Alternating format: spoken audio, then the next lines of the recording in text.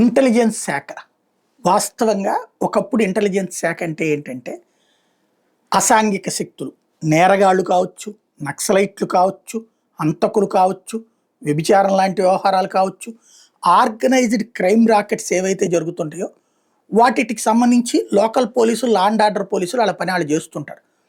కానీ వాళ్ళకి కూడా తెలియని దాని వెనకాల ఉన్నటువంటి మూలాలేంటో ఇన్ఫర్మేషన్ని తీసుకుని ప్రభుత్వం దృష్టికి తీసుకువెళ్ళటం, త్రూ ప్రభుత్వం ద్వారా వాళ్ళకి ఇంటిమేట్ అయ్యేలా చేయటం, ఇది ఒక ఆస్పెక్ట్. టెర్రరిస్టులు, నక్సలైట్లు వాళ్ళ కదలికల మీద జాగ్రత్తగా దృష్టి పెట్టి అవి ప్రభుత్వం దృష్టికి తీసుకురావటం, ఇది ఇదివరకు డ్యూటీ. తర్వాత రూటు మారిపోయింది. ఇంటెలిజెన్స్ డిపార్ట్మెంట్ అంటే ప్రభుత్వానికి సంబంధించి ప్రజలు ఏమనుకుంటున్నారు, లైక్ సర్వే సంస్థల లాంటి సమాచారాలు ఇవ్వటం. అదే సందర్భంలో ప్రభుత్వంలో ఉన్నటువంటి వాళ్ళకి పనులు ఏది కావాలనుకుంటున్నారు, ఏ ఎమ్మెల్యేని తమ వైపుకి తిప్పుకోవాలనుకుంటున్నారు, ఏ ఎమ్మెల్యేని బెదిరించాలనుకుంటున్నారు, ప్రభుత్వానికి నచ్చనటువంటి నాయకులు కానీ, కార్యకర్తలు కానీ, ప్రజలు కానీ, అంటే ఇతర పార్టీల వాళ్ళకి వ్యాపారులు కానీ, వాళ్ళకి సంబంధించి ఉన్నటువంటి నెగిటివ్స్ ఏంటి, వాళ్ళకి సంబంధించినటువంటి వీక్నెస్లు ఏంటి, ఆ ఇన్ఫర్మేషన్ తీసుకొచ్చి ప్రభుత్వానికి ఇచ్చి వాళ్ళు బ్లాక్మెయిల్ చేయడానికి వీలుగా తగిన ఏర్పాట్లు చేయడం, అవసరమైతే ఫోన్ ట్యాపింగ్ లాంటి ఎక్విప్మెంట్లను అట్లాంటి వాటికి వాడుతూ ఉండటం, ఇది గత కొంతకాలంగా. ఒక రకంగా చెప్పాలంటే రాష్ట్ర విభజన తర్వాత ఈ తతంగాలు పెరిగిపోయినాయి. అంతకుముందు ఈ దరిద్రాలు లేవు.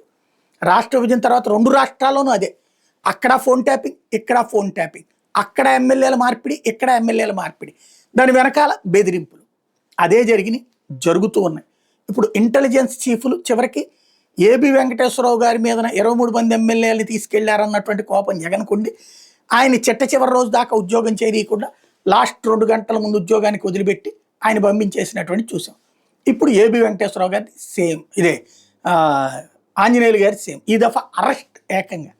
తద్వారా ఆ ఇంటెలిజెన్స్ శాఖ అంటే ప్రభుత్వానికి, ముఖ్యమంత్రికి ఏం కావాలో అది చేసి పెట్టే అధికారి కింద ఉంటున్నారు. దాని కారణంగా అవతల వర్గానికి శత్రువులు అవుతున్నారు.